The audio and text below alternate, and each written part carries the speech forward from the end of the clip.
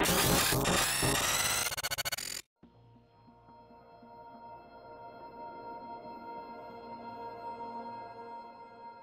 everyone, and welcome to another Sasquatch Theory Bigfoot interview. On this episode, we have Nikki Black from the lower region of Michigan. Nikki is a longtime musician, and he has hunted the forest of Michigan for many years now.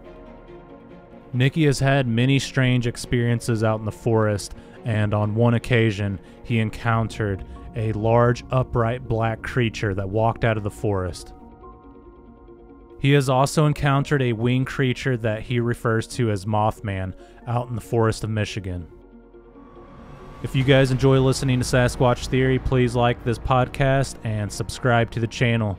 And if you have had a Bigfoot or cryptid encounter that you would like to share with me, please get in touch at sasquatchtheory@outlook.com.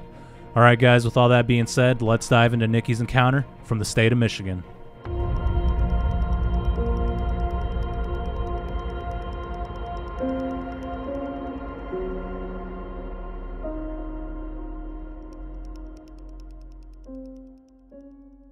All right, Nikki Black, welcome to Sasquatch Theory. How are you doing today? I'm good. Thank you, Miguel.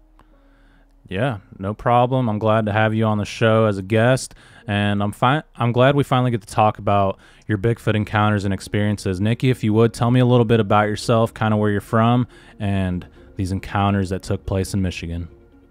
All right. Well, I grew up in Michigan all my life. I'm 60 years old.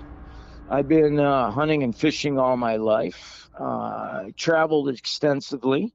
I'm kind of like known as a rock and roll hillbilly, I like to call myself, because I go between the natural world and the busy world out there when I was in the world. And I spent a lot of time hunting and fishing. And I'm the kind of hunter that my friends, when I was younger, they would call me, Recon Rambo, because I'm the guy that wears the ghillie suit, who takes full pack and takes off when we go to deer camp or whatever, and I'm going to go and do my own thing. So I'm very comfortable in nature. I'm very well aware of things in nature. So yeah, that's me. I like to hunt and fish, and I'm 60 years old now. It's slowed down a little bit because I'm older, and it's a very dangerous thing to do, to get out in the woods by yourself. So, I have to pick and choose my times now as I'm getting older, unfortunately. Okay, I appreciate you for sharing that. And Nikki, what were you doing when you had your first Bigfoot encounter? Can you put me in your shoes, please? Yeah, okay. So I'm high. I live in the suburbs of Detroit, a place called Plymouth, Michigan. So we have a lot of state land around here. Back in the late 80s, I would say, after I had gotten out of high school, I'm on my own. I got into, I was always into hunting, but bow hunting season started in October, and then gun starts up in November. So I always went out to Island Lake. It's a state game area. The Huron River, which has been talked about in your shows before, runs through this area. And so with that being said, I had gone over a barrier where they had blocked off part of the park, and they shut down these trails. And through this area was really thick, a lot of fireweed, a lot of prickly, and it goes back to the river and back to a marsh area. So with that being said, I always wear a ghillie suit, and I put myself in situations and places that are tight. And you're not going to see me. You're not going to hear me. You're not going to see me come in. You're not going to see me leave. And so I'm sitting there one night, and I'm bow hunting, and it's getting to get dark. And now I'm facing east, and behind me to the west is the swamp. To my north is the river, Huron River, and then the park is out to the south side. And it's an open field. I can see probably 50 yards across this field to my left and to my front. To my right was more wooded.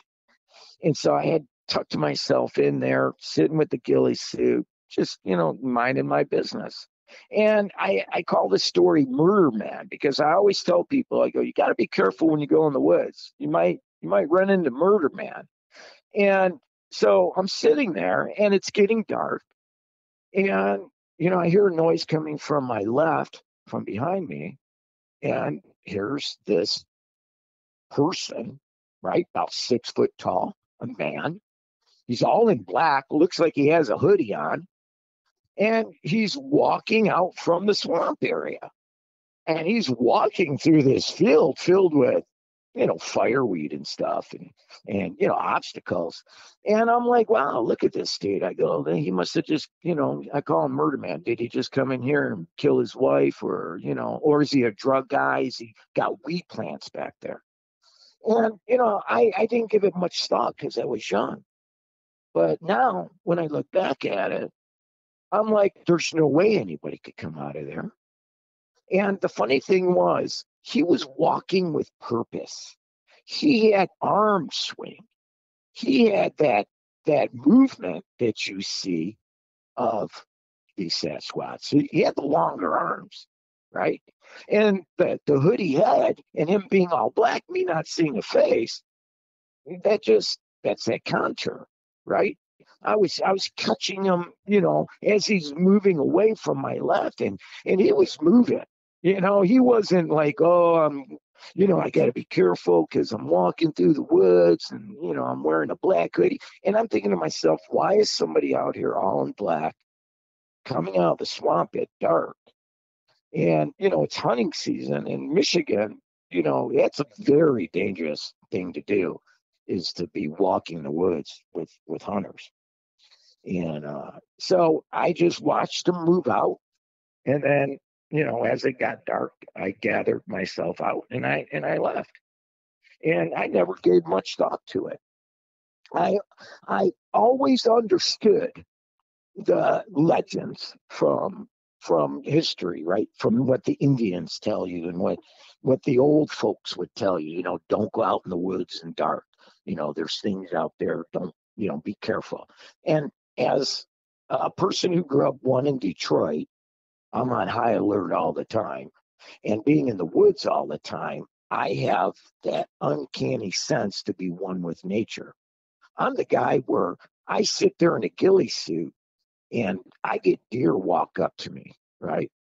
They know that they're comfortable because I won't take them. The deer that know that I'm hunting them stay away from me. But there are deer that know that I'm cool with them and they'll come walking around. So that was my first, sighting of what I call, Murder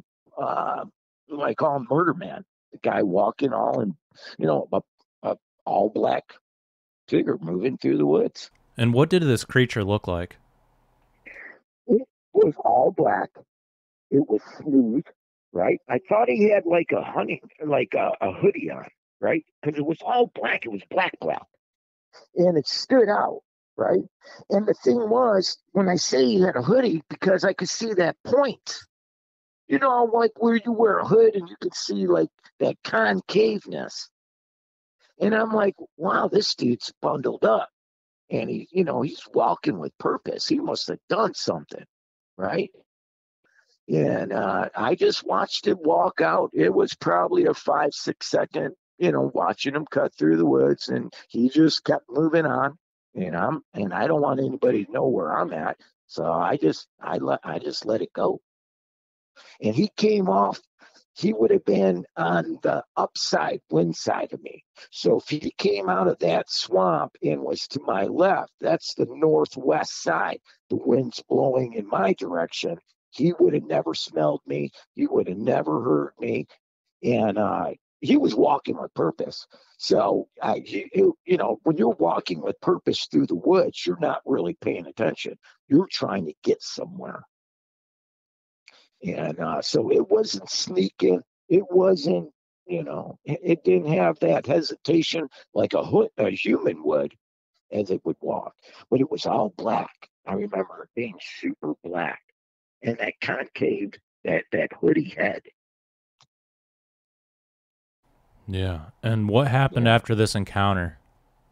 Well, after that, I normally hunted and went on my ways, but I've never, again, my encounters in the woods with things happening, um, and I'll go back to your other guess. People say that, these Bigfoot, Sasquatch, they can sense you. They know you, right? So as a hunter, especially back there when I was young, I was gung ho, right? I'm not gonna go in the woods unarmed. I am aggressive to things that are not hunting, right? If I see people in the woods or something, I'm watching you, right? I am always on alert. I know I've seen cougar, I've seen wolves, I've seen bears in Michigan, and the DNR denies these things being in the lower, right? And they're here. The signs are here. You can see them. You know these things. So when I'm in the woods, I'm always on high alert. But as I watched your show and I listened to people, then I start putting together all the things, the knocks, those howls, right? That owl call that shouldn't be there. I hunt the Manistee and the Huron National Forest when I was younger. And I would spend days living in the primeval of those woods. And there were times that it made me super uneasy. You knew you were being watched. You knew something was out there. And you would hear the things, the X's and all those like tree stand things those leaning trees and things, they're all in those woods.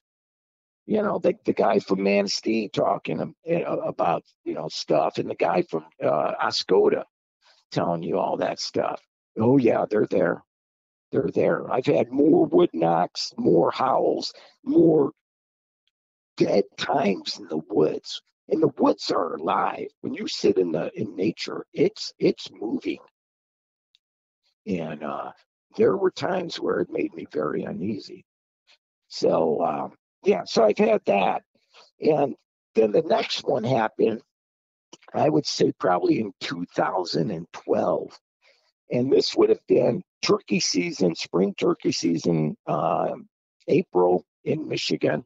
Now I'm at another state park away from Island Lake. I go out to Highland State Recreation Area, which I had a lot of things happen to me out there. But so I'm hunting these three turkeys. I gave them the nickname the Three Brothers. And they were on a private lake up on a ridge, and they would roost up on this ridge. Now, the one side that I entered to try to access them was a swamp side off a dirt road in this Highland State Recreation Area. And on the other side are houses. So, these birds got themselves a real good roost up there. So I'm an avid hunter and I love turkey hunting. So again, I'm all camoed up. I go in very stealthy. I had a good day of calling one of those toms down, and he came in and I almost got a shot at him. And the thing is, as you walk into this swampy trail, there's a little grassy area that opens up, and it's perfect for sitting there with a 30, 40-yard shot, right? And on this grassy area, there's one single perfect Christmas tree. And I call it the Christmas tree because it was perfect. It was a evergreen all by itself. And it was probably 6 feet tall, 5, 6 feet tall, solid tree. And I used it to back myself up in. I never cut any limbs off of it. I didn't use it. I didn't destroy the tree or anything. So I had a good hunt. And I decide, while I'm hunting these turkeys, the next day I hunt a different spot, because going into that spot during the morning, during dark, is really hard. So I went and hunted at another spot the next day. Now, got struck out that morning, so I drive around and I'm going to go check the Three Brothers. I go walking back there, and somebody had taken the top of that pine tree, and it was almost like somebody jumped on it and snapped the top. And it made me so mad, Miguel, because I'm like, why would somebody destroy this tree? What kind of idiot comes out here and tops a tree that's perfectly growing and does this? And, it was a big, thick pine tree. It was healthy. And it made me mad because I thought it was a human. And I sat there and hunted and nothing, no calls, nothing. And, I came back to that area that season and never got those three brothers to call, never saw them again. And over the next couple of years, even if somebody took one or two of them, you would still have that dominant Tom still running around, right? They're territorial birds. I never heard or saw the three brothers after that tree got broke. And now I know. Now I know what broke it, because nothing could break that tree unless you were strong enough. It would take like a big fat dude to jump up on a tree and pull on it and snap it like that. And they left it, right? It wasn't used for somebody for camouflage. They didn't snap it and put it on the ground to make a ground blind. It was just like vandalism. Yeah, I've had the same experience in my life. One year I was whitetail hunting, and I had this black chair sitting next to this pretty large cedar tree. I mean, I think it was like 6 to 8 inches in diameter, and it was a nice fall day. Nothing happened, and that evening came, and I didn't see anything, so I thought, okay, I'm going to come back here in the morning, and they'll probably be crossing through this area because it's right off of a deer trail. It didn't rain. There was no wind, nothing unusual with the weather. I go back the next morning, and that healthy cedar tree, about 7 to 9 feet high up, is snapped, and the top of the cedar is laying right next to my chair. And I thought to myself, man, that's weird, because what could have done that? There was no wind. It didn't rain. There hasn't been any snow, no ice, nothing. And it's no lightning strike. Yeah, Mm-hmm. Yeah, and that happened to be the same exact area that years later I had a Bigfoot encounter in. Yeah, and you see, I never, I know that there's things out there, right? But I never concerned myself because as a seer, I'm well aware of these mythological, story creatures that have always existed. So when I go out in nature, I feel protected because I'm connected, right? So I know that even if they're out there, they don't dare mess with me because one, I'm aware of them, and they're well aware of me spiritually and physically, right? They know that I'm not gonna, I back then I probably would have not played nice, Yeah. Now being older, I would give them space, right? Mm-hmm. Absolutely. And that let me know that they were watching me. I didn't know it at the time, but years later, after I had an encounter in that same exact spot, I thought back to that time, and I was like, man, they were giving me a warning sign. Yeah.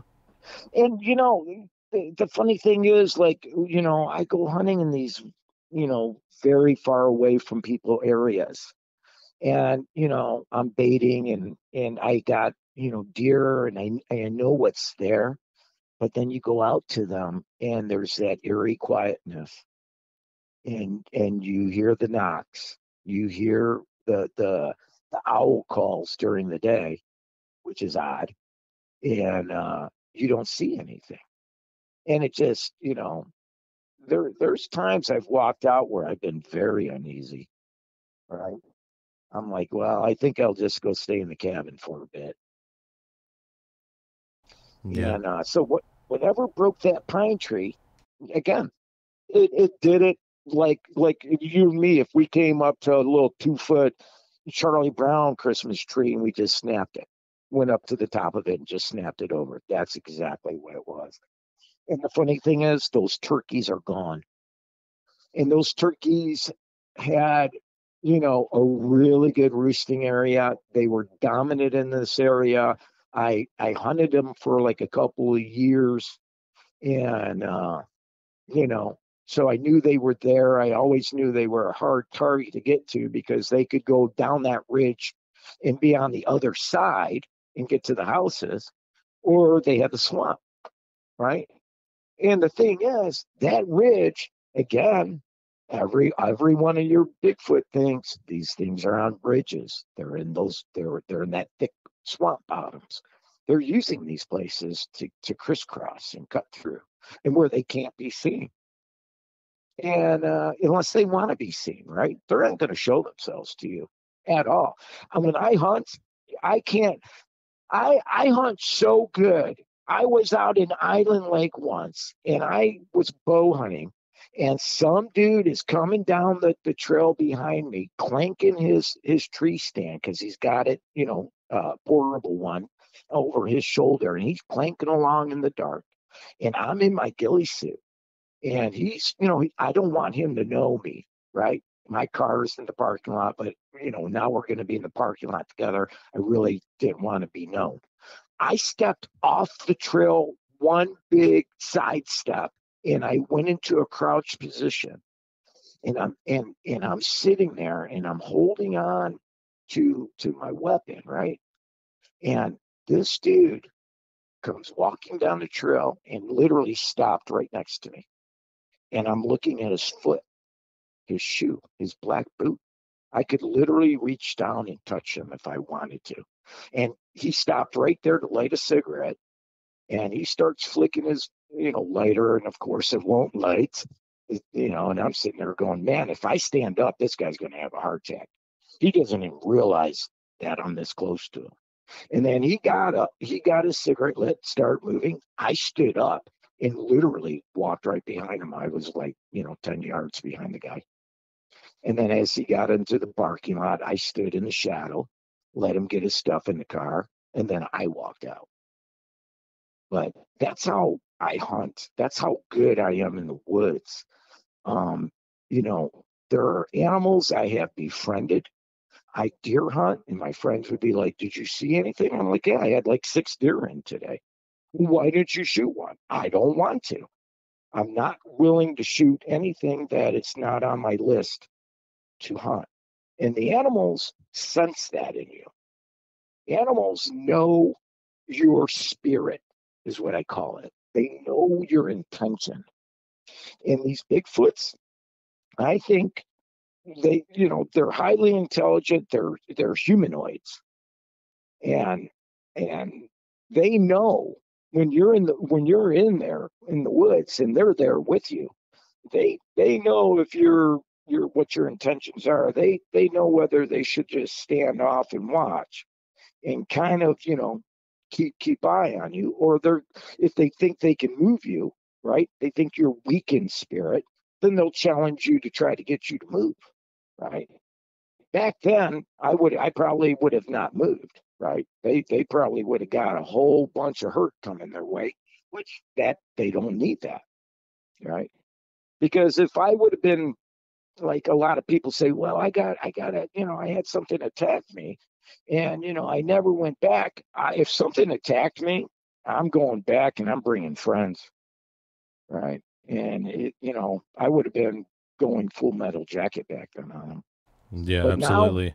What else have yeah. you had happen? What other experiences? Have you had any other Class A encounters? Well, other than that, on the Bigfoots, knowing that they're out there and stuff, that's it. The one sighting would have been the one, what I call Murder Man, you know, and the arm sway. Nothing walks like that in the woods. Only something that is comfortable in the woods moves with that kind of purpose. And it wasn't no hiker, not coming out of the swamp. So, with that being said, though I've had the howls, I've had the whoops, I've had the tree knocks, I've had the uneasiness. I haven't had any, confrontation, but that is, to my luck, I'm glad for that because I understand what these beings are. right? And you get on the wrong side of them, you're going to have a bad day. And they can be killed. They do have a mortality to them, but you're not alone in the woods. If you see one, you're seeing more than one, and you better keep your eyes peeled.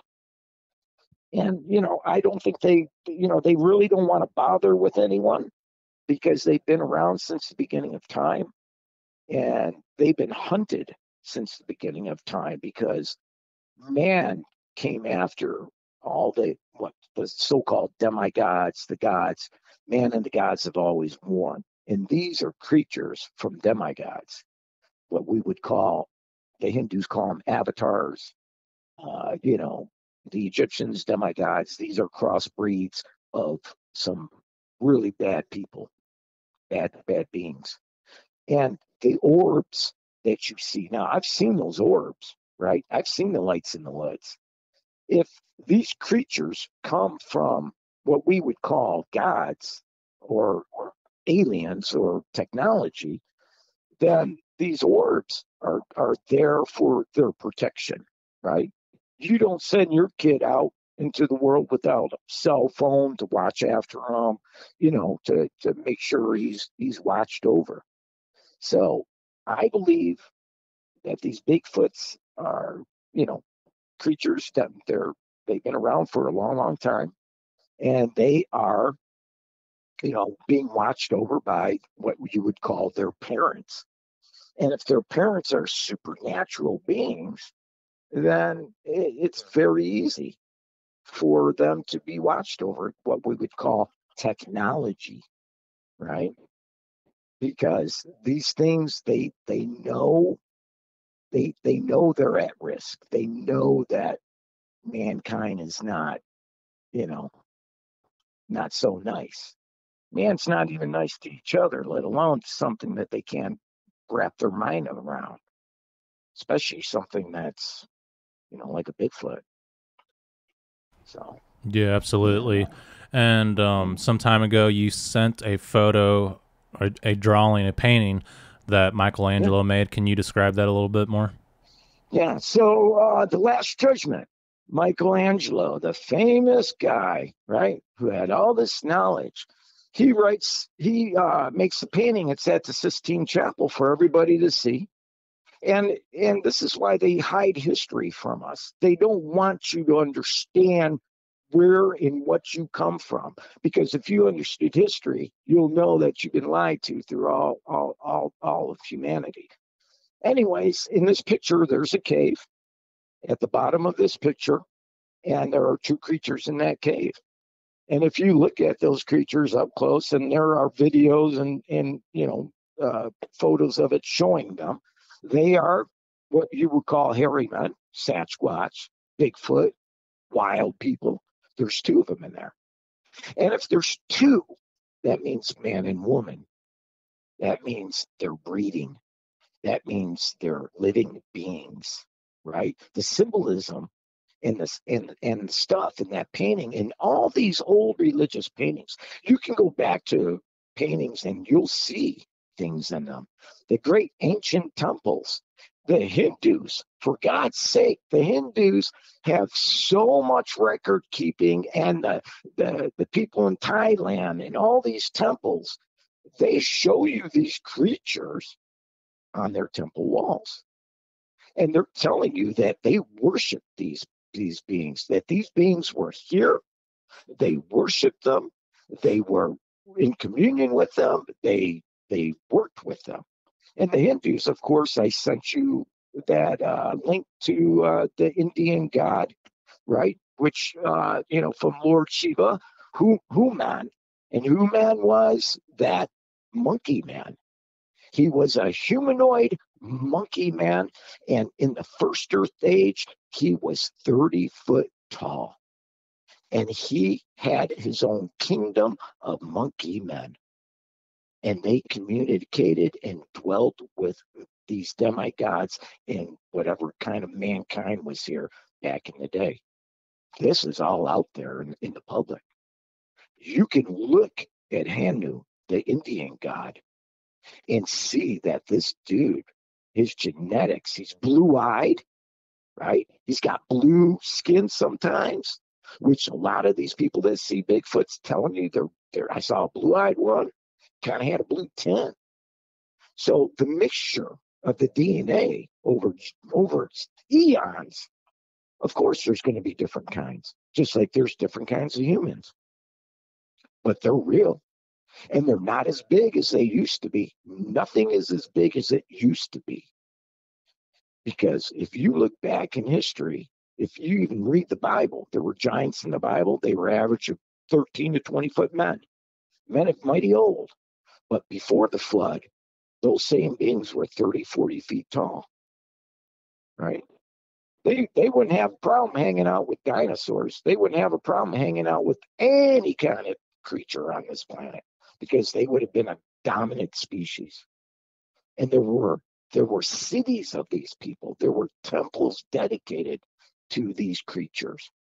So I believe Bigfoot is the descendants of what we call the fallen angels, the beings, aliens from outer space that created demigods. They mated with human women, created demigods, and then their children created on and on and on. And you have all these schisms out there, right? I mean, the dog man, everybody tells you, I saw a dog man. And then you show them the picture of Nubius, and they're like, yeah, that's what I saw. Nubius, an Egyptian god, he's a demigod. But then you go back into history, and you go back into legends, and you find out about the hounds of hell. And you find out all these other creatures, the Wendigos, the things from the Indians tell you so many things. You study the ancient Asians, they'll tell you about these creatures. They're talked about everywhere. So, the Bigfoot thing, I am going to go, it's summertime in Michigan right now, so I'm going to go up north. I already made some calls. And I'm going to go to the Huron National Forest, and I'm going to go hit the primeval up there, my old stomping grounds, where a lot of this stuff happened and where a lot of your people have said they saw stuff. And the funny thing is, I went up there last year to visit a friend, and I went to what is called Wilbur Road in the Huron National Forest outside Ascota, and they've shut down part of Wilbur Road, the feds. And they shut it down and they blocked the road. And they've been doing this here in Michigan more and more. They're starting to seize the land. And the land that they're seizing, if you look at a map of Michigan, all the way from Ascota, from the east coast to the west coast to western Michigan, to the Manistee Forest, through Gaylord and Grayling, which is the Army base that just grabbed a whole bunch of land. They've made a corridor for these creatures. They know that they're out there. We are accelerating in time as the world can see it going. And these things are starting to multiply. You're going to see more and more of them. They are afraid of man because man has the ability to destroy them.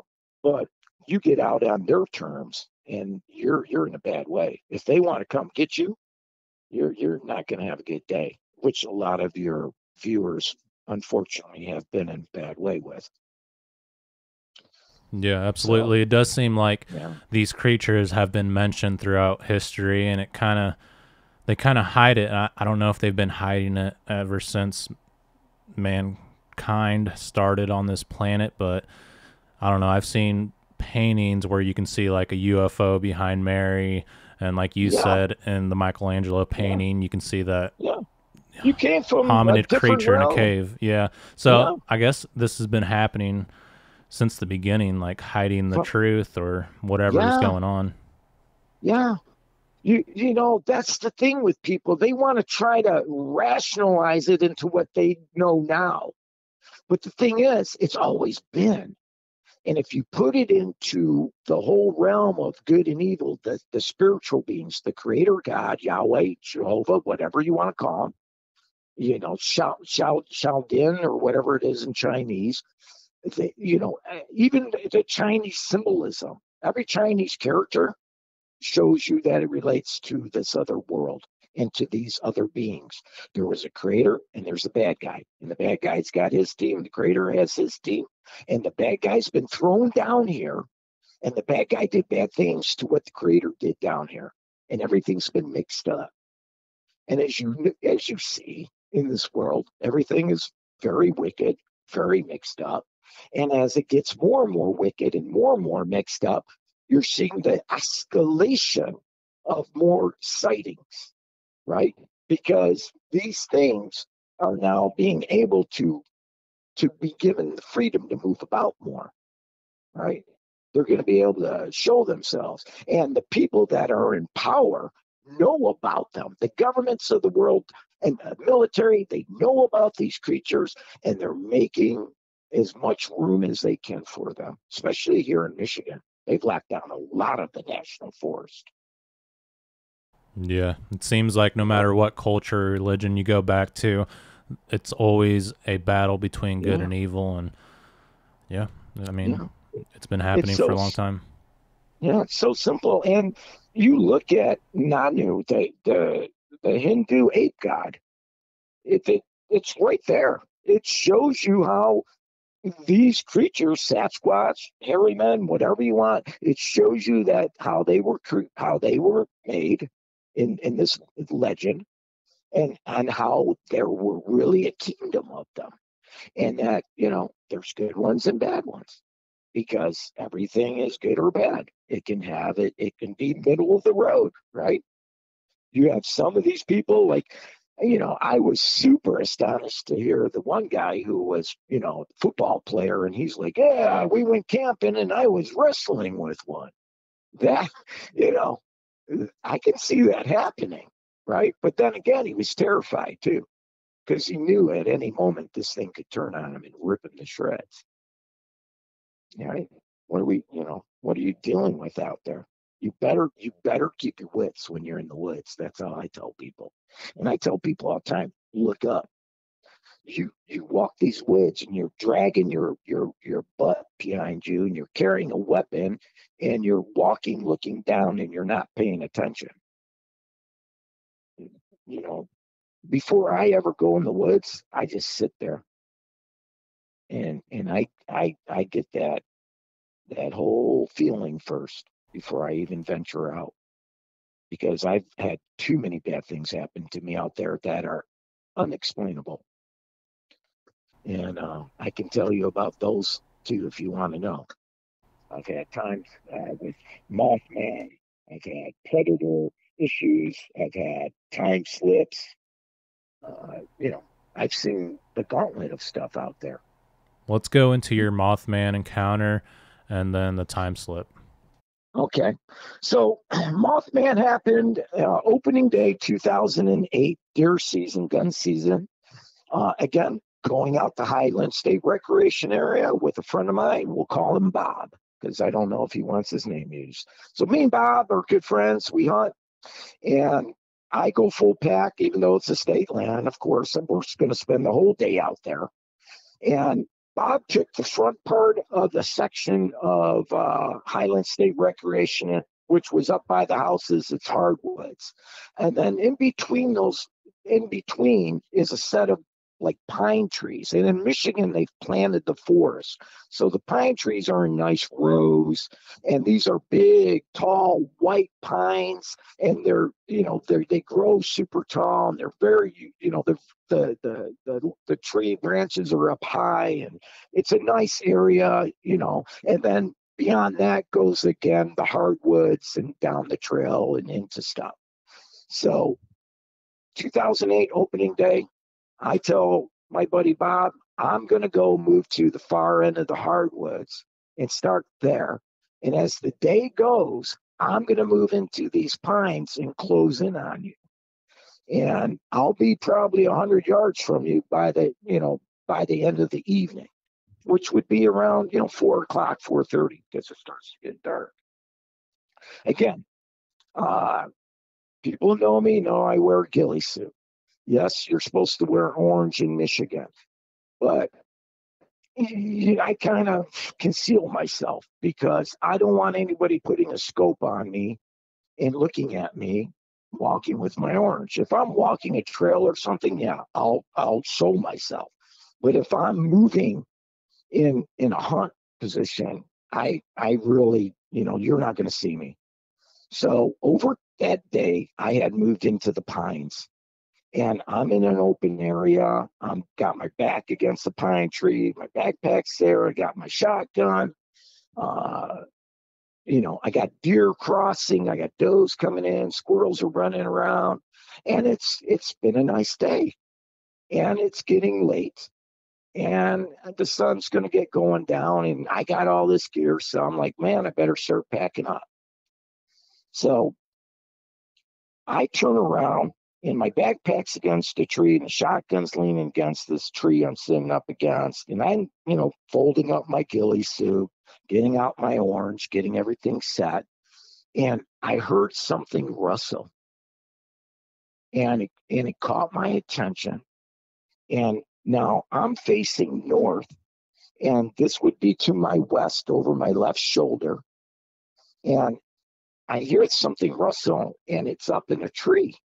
And this tree's probably about 50, 60 yards away from me. And it's a big, a couple big pine trees. And I'm looking, and there's something black shuffling around in this tree. And I'm looking at it like, I'm still on my knees, and I'm like, what is that, a turkey? Did a turkey fly up there? Because it's like 100 feet up in the air. The next thing I know, Miguel, it stood up. It stood up. Things do not stand up in trees. When this thing stood up, it was jet black. It stood up like a man, and it was smooth. It had, from my angle looking at it, because now I'm looking at it at a 45, from my, over my left-hand shoulder, I had turned now to face it. So I'm behind it, looking at it. It had a shoulders like a gargoyle. And I'm looking at this thing, and I'm trying to make sense of, what am I looking at? Birds do not stand up in trees. Things are not that big. What is this gargoyle thing? So immediately, I go and I grab the shotgun. Now I'm on one knee, and I pop scope on it. And I start to look through it through the scope, and I'm looking at it, and it's got a head, and you can see like a leather contour face. And it was completely smooth, like a statue, holding still. And it had a big gargoyle shoulder. That's all I remember was that big shoulder. And I lowered my shotgun to go, what the heck is that? To take my eye out of the scope and readjust. And when I did that, the thing opened up. And it opened up and had a 20-foot wingspan, and there were no feathers. This thing was smooth like a bat, like a serpent. I don't know what it was. It did two big, loud, in front of it, pushing of its wings together. And it broke the air. It was loud. It was like whoosh, whoosh. And after that, now I'm watching it, I'm stunned, right? I'm like, holy crap. And after it did that, it just dropped out of the tree and soared away. It didn't fly. It never, ever, ever flapped its wings. And it soared away. And it soared away in probably, good 40 miles an hour. I mean, it was moving. It had no need to fly, like to flap its wings. This thing just took off like it was gliding.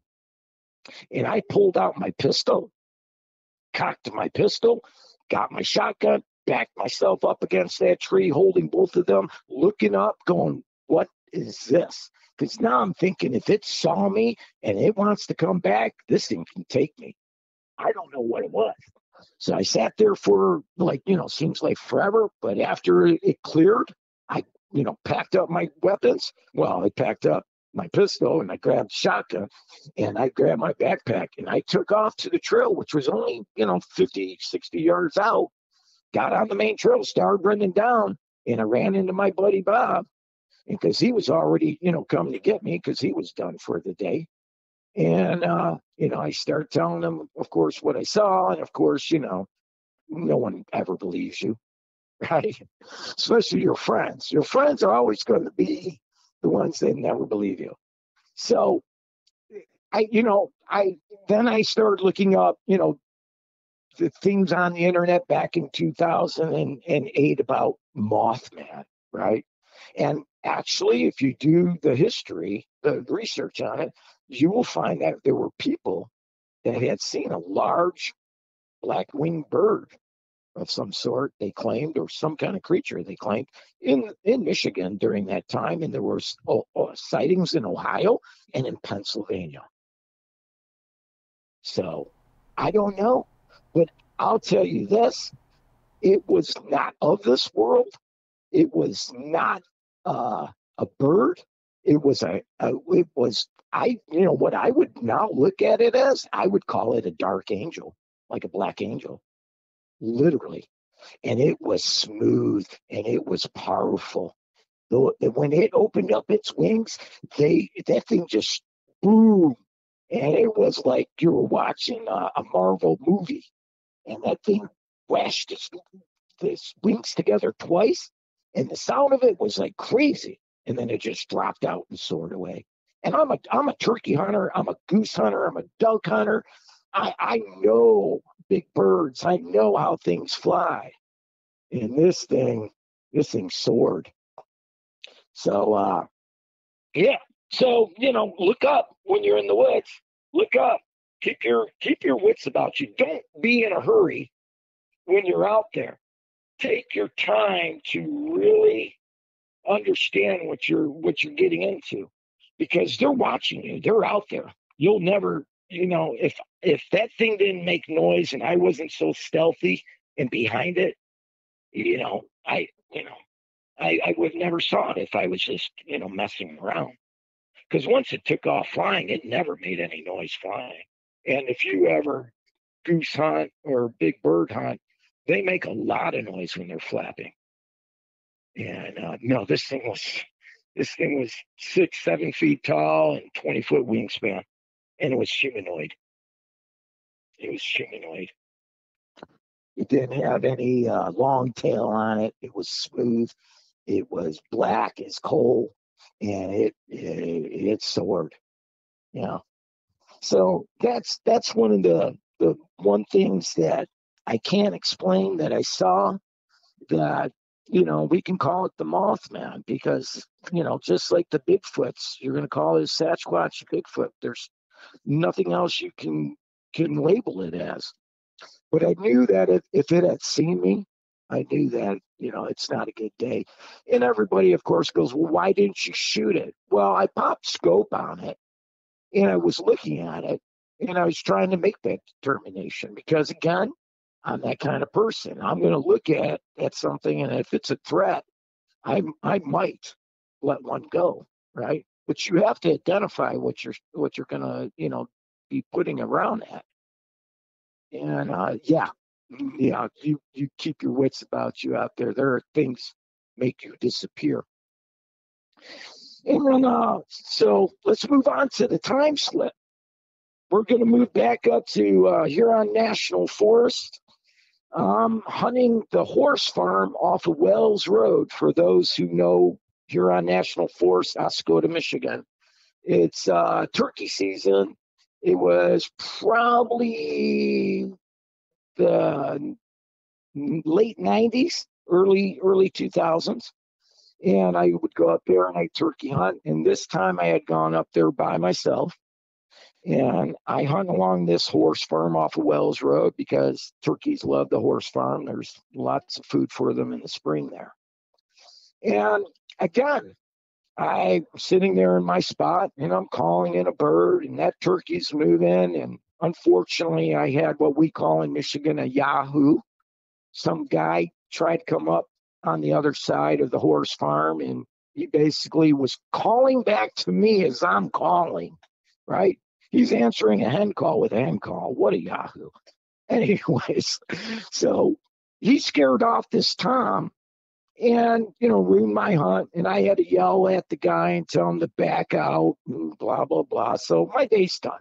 It's about 10:30 now. It's a beautiful Saturday. Sun's out. I never really walked any of the trails in this area, so I'm like, well, I'm going to walk the trail here. And I'm walking the trail. I got my gun on me. I got everything. And I'm coming through a little bit of woods, and it opens up into this big field. And again, like I tell people, I'm a seer. And I'll tell people I have beings around me that I call watchers. I've always called them watchers. And there are four of them. Three of them are really nice. One of them's a really bad dude. You got to keep that dude away from you. But they told me to stop. I came to this opening of this field, and it's a beautiful sunny day. And I got so uneasy because they were like, stop. And I'm like, something's not right. And they're like, no, you're going to walk into a time slip. And I'm like, what? And I'm sitting there and I'm looking, and everything is quiet, dead quiet. And it's weird because it's a beautiful sunny day. And I'm sitting there trying to, get my thoughts together, like, okay, what am I staring at here? They flipped the switch on me, and that field turned into a field of like blood. There was blood on it, all the grass, everything. And my watchers explained to me that this is a time slip. You would have walked into a time, there was a battle or something that happened there, and you would have walked into this time slip that was a great chaos, and you would have disappeared. And I've had these things happen in my life. Being a seer, and being called upon to, I've gone to people's houses and helped them get out their ghost or whatever haunting them and things like that. I see the dead. Okay, I can tell you things that will blow your mind. I have this knowledge that was given to me since I was little. I can see death in people. I can see dead people. I can tell you things. I have this weirdness about me. And, I can't explain it to people because it's so deep, right? I'm sure it's a lot to you. But there are portholes, there are time slips, and you can just disappear. What the physical is not true. The physical is just one realm that's connected to all these other things. And the Bigfoot's coming and going. Yeah, yeah. They can come and go because they have the knowledge from back when. And if you look into, again, we go back to the Hindus and the story of the eight prince, Hana, it tells you his 5 traits are for him to get bigger or smaller, to shift change, or to travel where he wishes to go. Interesting. So, yeah, I've had a lot of weird things. I've seen, I've had predator issues. I've been in the woods and the bushes are moving and something's moving through them and there's nothing there. You see the what I would call the air. You see that there's a disfiguration of something, and it's like a ghost, and it's moving through the woods, and it's moving branches. You can see the obliqueness of it, and that one scares me. When you have those encounters, you really got to be careful because that is something that you're dealing with on a very supernatural level with. When you can actually see a physical being like a Bigfoot, I can generate that. But when you're in around things and spiritual things are moving around you, invisible things, but you're actually catching those glimpses of them, that's where you better mind yourself. Yeah. Yeah, absolutely. And I appreciate you for Yeah. sharing that with me. Yeah. And there's been many legends about the Mothman. and time slips where people are walking in the forest and they just disappear and end up Yeah, somewhere else, and there's missing time involved. So it's a yeah, very strange thing. Even in Chicago at the airport, there were Mothman legends. People were seeing Mothman. So it's pretty strange. And yeah. I've had reports about this before in the past where people see this Jeepers Creepers figure with wings, and it's frightening. Yeah, and I didn't see its face, so there, I can't tell you the red eyes or anything like this, but it was a human head. It had a very contouredness to it. You could see the shadow, the leatherness in it. And I don't know what the people tell you about their Mothman, but this one was smooth. There was, I was looking for feathers. I'm looking for anything to identify it. Maybe a giant condor got loose, right? Maybe it got blown off course. There was no feathers. It was smooth. It had like a pterodactyl type smoothness to it, like you would see a dinosaur, right? And when it flew like a pterodactyl does in the movies, right? It just soaring. It wasn't flapping. It's just doing its soaring. Now, have people told you what? I mean, what did they see when they see this Mothman? Did they describe it smooth? Did they describe like feathers on it or anything? What do you Some remember? reports it was smooth, and others it had feathers. So it seems like there's different types of these beings, entities, creatures, Right. whatever you want to call them. I mean, I think it's Yeah. all the above, really. I mean, I came home and I drew it out on a piece of paper and wrote down what I wrote. And I've always had it here. And, I'll share it with people and, they huff and puff. But the thing I remember about it is it had huge gargoyle shoulders. It was, and that to me, well, again, when it opened up its wings, it showed how much strength and power was in that animal, right? And the creature, the being, whatever you want to call it. And yeah, that one really, because a Bigfoot, I'm good with, because I know they exist, right? Legend tells us. But when you're seeing something that's kind of like a black angel, you know, humanoid, yeah, that makes you a little bit more uneasy because then you're like, wow, this could be a really, really bad guy. And, you don't know how strong you are against such things. And that's physically, you have no strength, but I'm talking on a spiritual side, right? And you look back on the Indians and all them, all the shamans, all these people had shamans, and they ask for protection when they go out in the woods, and they lived in harmony with these creatures. You can live in harmony with a Bigfoot, but you're dealing with something that you shouldn't be dealing with, right? You should just leave them alone. And you hear I heard the story about the people, the two ladies that were gifting the one. I think that she was in Michigan, and her and her mom were gifting a Bigfoot, Yeah, North and Carolina. oh, North Carolina, right? And then kind of got weird and kind of got bad. Yeah, there's things you got to be careful what you're looking to play with out there, right? You know, it's I know they're out there. I'm going to go look for them now. I'm going to go back to that Turkey area and go look at that Christmas tree and go check it out in the fall because there's no way going in the woods in Michigan in the summer. The mosquitoes will carry you away, and the ticks are terrible. And then I'm going to plan an expedition up to the Huron National Forest, and I'm going to go check out where they locked down Wilbur Road, and I'm going to go do some documentary stuff. And you're more than welcome to if you ever want to come to Michigan, because I know it's a hotbed here. You know, we can definitely make some expeditions out and go look at these areas, because on your channel, the people that are telling from Michigan, every one of them where they tell, they don't even say where they're at. I already know their area because just by description, I know that spot.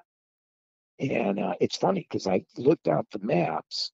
I got a map of Michigan, and I've been pinpointing, okay, this person's over here, this person's over here, and it's making a corridor, especially up north. They got a corridor, and the government set this up.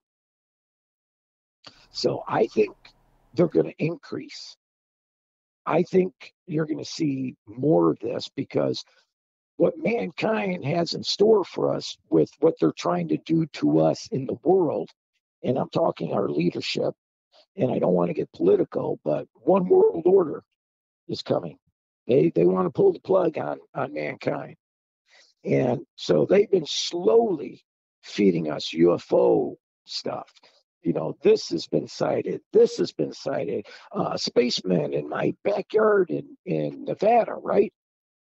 And, they put little things out there. And Hollywood shows you everything because they know.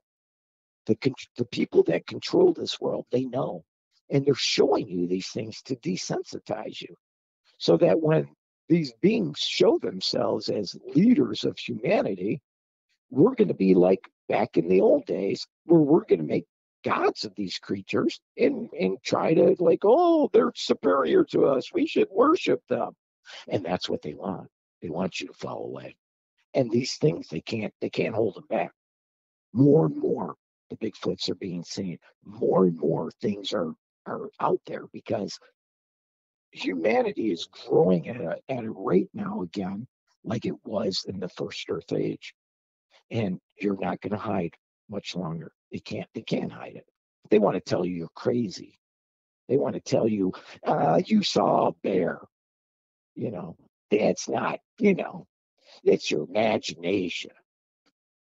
And then, and then they move on. I mean, look at the Patterson film. The Patterson film is so obvious, and they still try to debunk it.